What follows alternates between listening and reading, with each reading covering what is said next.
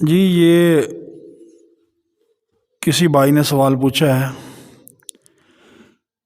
کہ دیکھو ایران اسلامی ملک ہے اور اس سے زیادہ مسلمان پاکستان کے اندر موجود ہیں، لیکن ایران نے پہل کر دی ہے، اسرائیل پر حملہ کر دیا، ابھی پاکستان خاموش ہے اور پاکستان کی افواج بھی خاموش ہیں، علماء خاموش ہیں۔ تو ایسا کیوں ہے؟ ایران نے پہل کر دی، اسرائیل پر حملہ کیا اور مسلمانوں کے دل جیت لیے، فلسطین کے مسلمانوں کے ساتھ اس نے ہمدردی کا اظہار کر دیا۔ تو میرے محترم دوستو، بھائیوں، بزرگوں، اللہ جل شانہ کا ارشاد ہے، لا تتخذوا اليہود والنصارى اولیاء۔ رب کائنات فرماتے ہیں یہود و نصارہ کو اپنا دوست نہ بناؤ۔ تو یاد رکھو، سب سے زیادہ یہودی اسرائیل کے اندر موجود ہیں، اور دوسرے نمبر پر جو سب سے زیادہ یہودی موجود ہیں وہ ایران کے اندر ہے۔ ایران کے اندر دوسرے نمبر پر سب سے زیادہ یہودی موجود ہیں۔ اب ایران کا اسرائیل پر حملہ کرنا، یہ تمام مسلمانوں کی آنکھوں میں دھول ڈالی گئی ہے کہ 200 میزائل ایران نے اسرائیل پر فائر کر دیے، لیکن اس کا کوئی نقصان نہیں ہوا، ایک بچی زخمی ہوئی۔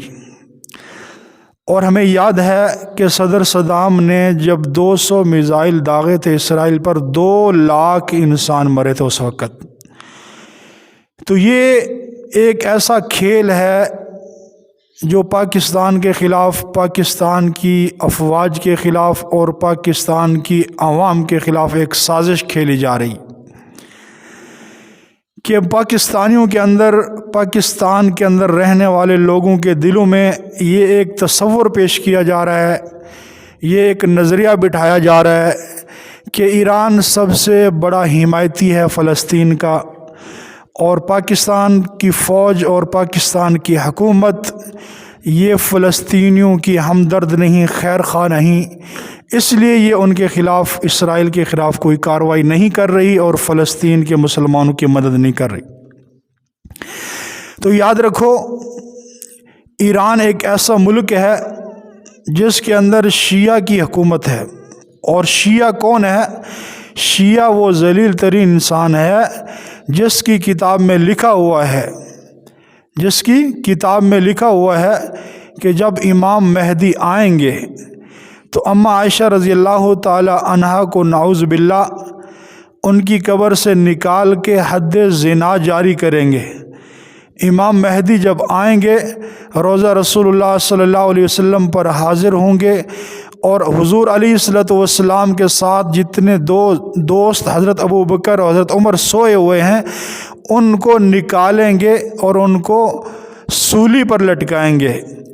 تو میرے بھائیوں،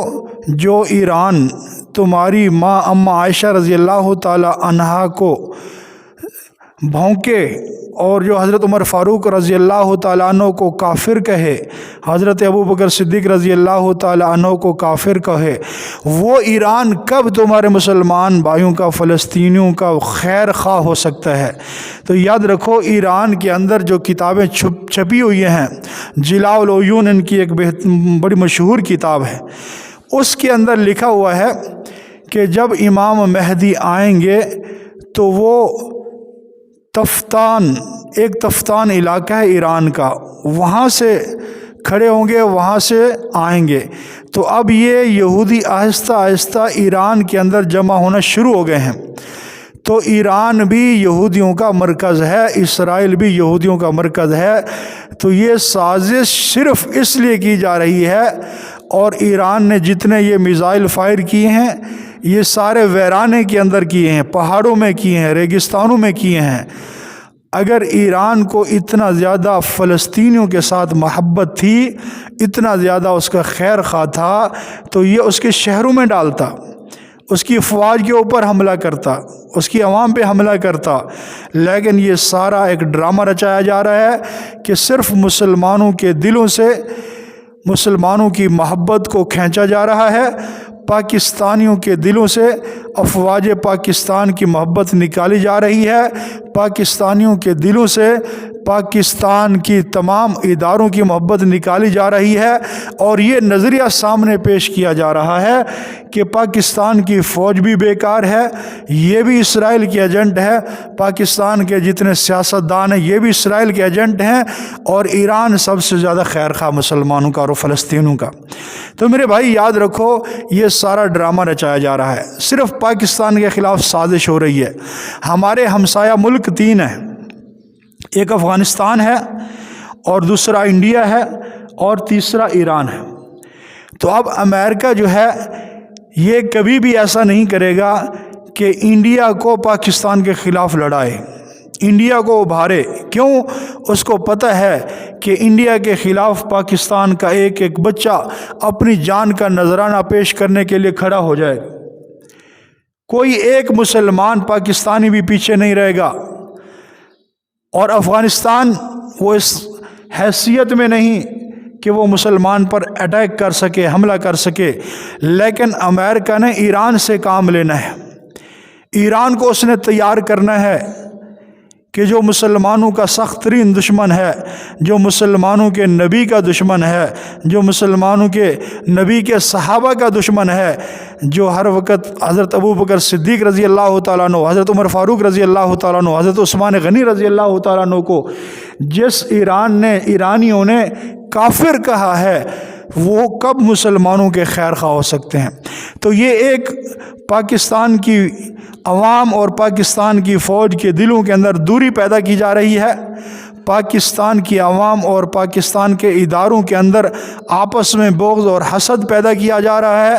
پاکستانیوں اور پاکستان کے مجاہدین کے درمیان یہ ایک فاصلہ پیدا کیا جا رہا ہے کہ تاکہ مسلمانوں کے دلوں میں، پاکستانیوں کے دلوں میں فوج کی نفرت بیٹھ جائے، عوام فوج سے دور ہو جائے، عوام سیاستدانوں سے دور ہو جائے، عوام مجاہدین سے دور ہو جائے، ان کے دلوں میں یہ بات بیٹھ جائے کہ امریکہ اور ایران آپس میں ایک نہیں، بلکہ امریکہ کا ایران مخالف ہے۔ ایران نے پہل کی، فلسطینیوں کی مدد کی، اور ہماری فوج بیکار، ہماری فوج ساتھ نہیں دے رہی، پاکستان ساتھ نہیں دے رہا۔ تو یہ صرف اور صرف امریکہ یہ چال چل کر ایران کی محبت ہمارے لوگوں کے دلوں میں بٹھا رہا ہے کہ ایران مسلمانوں کا خیر خواہ ہے،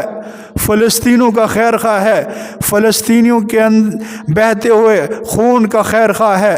اس کی وہ لاج رکھ رہا ہے۔ لیکن میرے بھائیو، یہ سارا ڈرامہ ہے،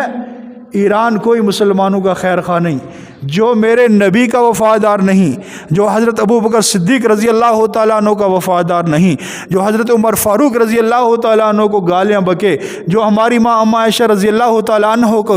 گالیاں بکے، وہ کبھی بھی ہمارا خیر خواہ نہیں ہو سکتا۔ ایران تو 200 نہیں 1000 ڈرون حملے کر دے، تو 1000 نہیں 10,000 ڈرون حملے کر دے، لیکن ہمارے دلوں کے اندر جو تیری نفرت ہے وہ کبھی ختم نہیں ہو سکتی۔ کیوں؟ تو حضرت ابوبکر صدیق کا دشمن ہے، تو عمر فاروق کا دشمن ہے، اما عائشہ رضی اللہ تعالی عنہا کا دشمن ہے، حضور علیہ الصلوۃ والسلام کا دشمن ہے۔ تو جو ہمارے نبی کا دشمن ہے وہ ہمارا دشمن ہے، جو صحابہ کا دشمن ہے وہ قیامت کی صبح تک ہمارا دشمن ہے۔ تو اس لیے مسلمانوں، اس سازش کو سمجھو،